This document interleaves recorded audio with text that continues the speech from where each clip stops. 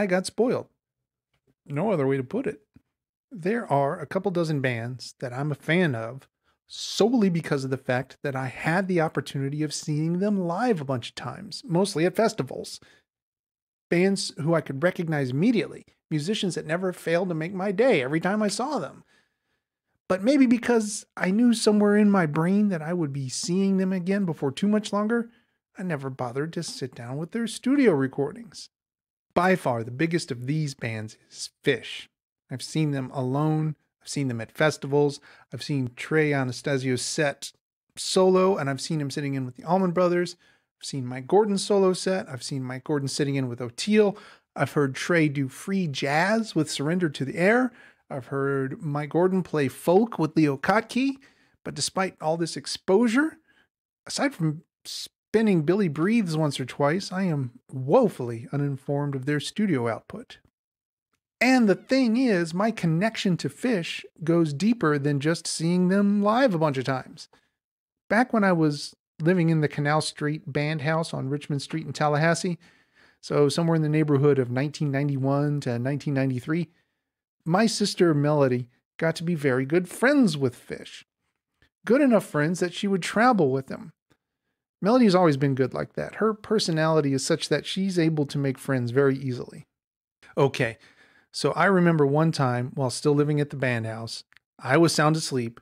She knocked on my door middle of the night and said, "Vaylor, there's something out here I need you to see." So I got up, didn't bother getting dressed any more than just wrapping a towel around myself, and I went out to check on what she wanted. Well, it turns out she had gone to see Al Demiola that evening and had made friends with his amazing keyboardist, Rachel Z. And the thing she wanted me to see was Rachel Z in my living room. Well, we chatted for a while. She was amazing and friendly and very knowledgeable. I ended up introducing her to the music of Bela Fleck and the Flecktones, all while wearing a towel. By the time Melody left Tallahassee, her life was such that she couldn't maintain regular touch with the band. But they've always been amazingly supportive of our family.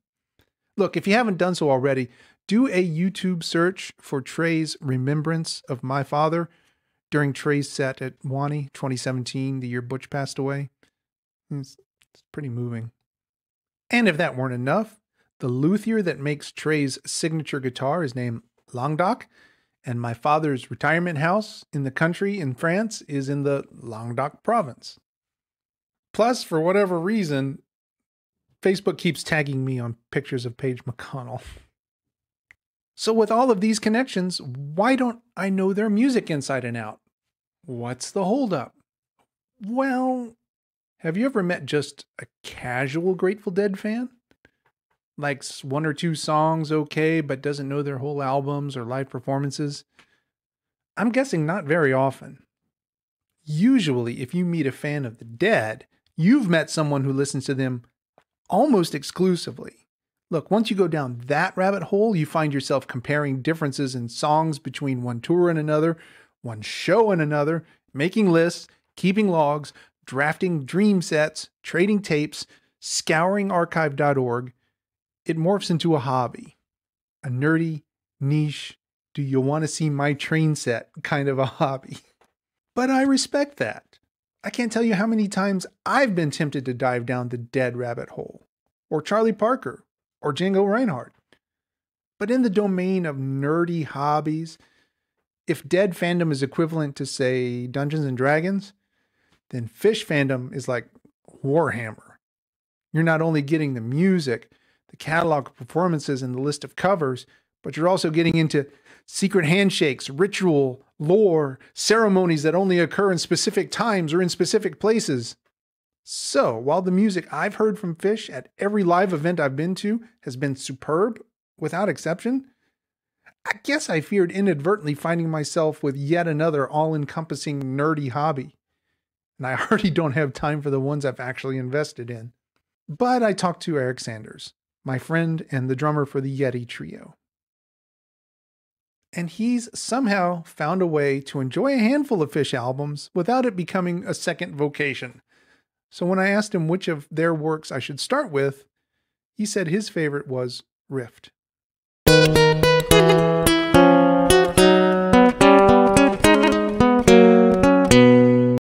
I have a lot to say about my first impressions of Rift. But one thing first.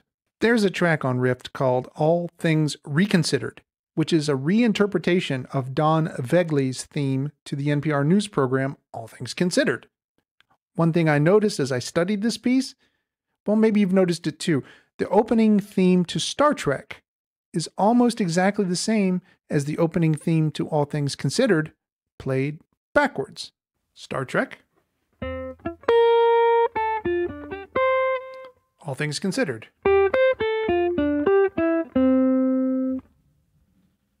So, to commemorate this odd little happenstance, I will occasionally interrupt the normal proceedings in this video with some of my favorite words to say backwards. So, right. First impressions. Well, the musicianship is top-notch. The vocal parts use all of their abilities to their fullest. The songwriting is quirky and it's memorable. And the songs are inventive.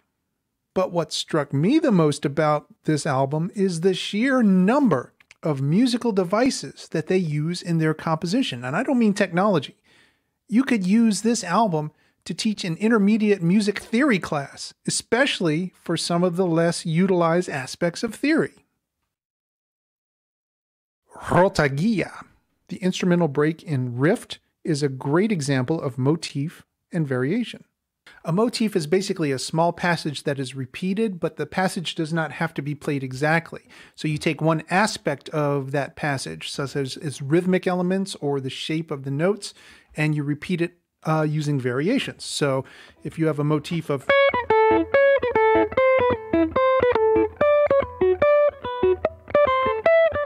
that's motif and variation. Horn has an excellent use of harmonic modulation, where the song Mound is a great example of metric modulation. Modulation just means to use some of the aspects that you currently have, change other aspects, and then that will create a new passage. So for example, if we were in the key of C, and we have a melody that ends on that note, that E note, you can use that E note to change your key from C to E. So that's harmonic modulation. Metric modulation is similar, but instead of using notes to create new keys, you're using pulses to create new time signatures. So if you listen to the click that's going on in the background, think about it in terms of a 6/8 feel. So break each one of those clicks up into 3 parts. 1, 2, 3, 4, 5, 6. Now let's say we want to change that from 6/8 to 4/4. Well, what we do is we break each one of those clicks up into 2 parts instead of 3.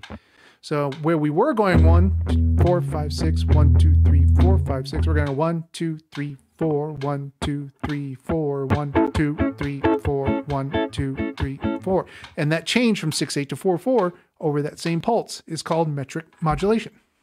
The song Sparkle begins with a rhythmic illusion and it ends with an accelerando. So the best way I know to explain rhythmic illusion is just to show you an example. So there's a song by Taj Mahal called Karina that starts like this. Most people will hear that as 1, 2, 3, 4, but that's not actually how it goes. It goes like this. Got a bird that'll whistle. Baby got a bird. So the 1 was in a different place than you thought it was. That's rhythmic illusion. And Accelerando is what they do at the ball games, right? Accelerando is just the tempo gradually increases over time. Accelerando. The song It's Ice makes extensive use of chromaticism. Chromaticism just means that you're using all 12 notes instead of just the 7 notes in a major scale. So instead of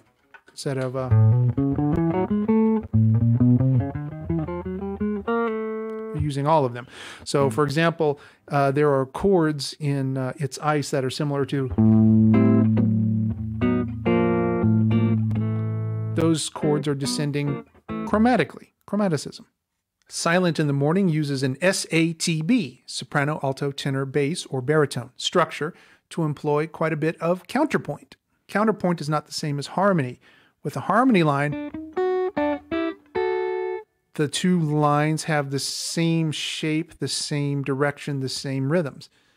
But with a counterpoint, It's a completely different line that's going on simultaneously, but when played together, it makes something musical. So, for example, let's just use Bach as an example. There's one line that goes, and another one that goes, and when you play them together, you get counterpoint. Snowstrabla. Look, if they can nerd out about music, so can I, okay? All right, let me put away my metronome, my notebook, my pocket protector, and actually spend some time listening. I have a feeling this one's going to stick, though.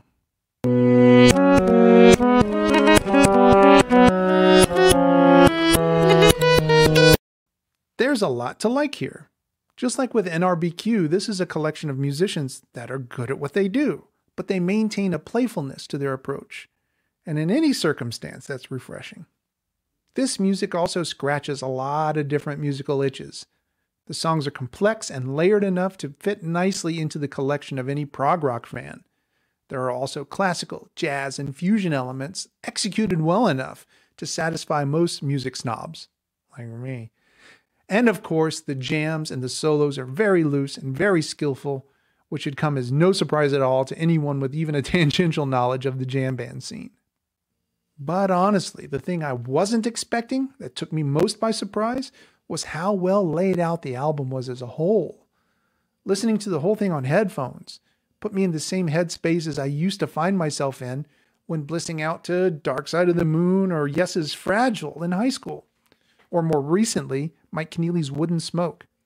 It has that transportive quality that makes Rift more than just the sum of its songs. Fast Enough for You. It has the same gentleness as Aspirations from the Gentle Giants' The Power and the Glory, or Whispering Pines from the band's Brown album. And it has that same effect, drawing you down, pulling you in.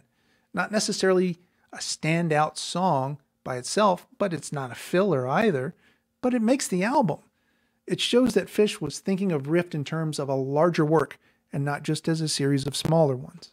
And really, this is something that happens less and less in music today. The album as an artistic medium, which includes not only the collected songs, but the cover art, liner notes, gatefold. These things aren't as relevant today as most music is consumed with no physical media involved. But I don't see that necessarily as being a problem or a bad thing. Look, for over 50 years, the only art that united entire generations was music. But today there's movies, TV, online short-form video games. I see this as a good thing. It brings out more voices and more creativity and gives more people the opportunity to express themselves. And obviously there's still some of us that value the experience of a complete album. And so albums are still being made. It's just not the only game in town anymore. Coming away from Rift, I know a couple of things are going to happen. First, I'm going to get a dozen or so Phish tunes under my fingers. I teach at a music camp every year called Roots Rock Revival, and there are plenty of folks there that I'm sure would be into getting together and playing a few of these tunes with me. Next, there are a handful of other Phish albums like A Picture of Nectar, Hoist, Coral Sky that I need to spend some time with. The full album experience, headphones in a dark room. And finally, I just need to leave it at that. If you find me debating with you about which live version of Fee or Lawn Boy had the best solo, please do me the favor of smacking me and reminding me that there's still at least a dozen Monk tunes I need to learn. Oh, and one last thing. Stu Nod Nick Nud.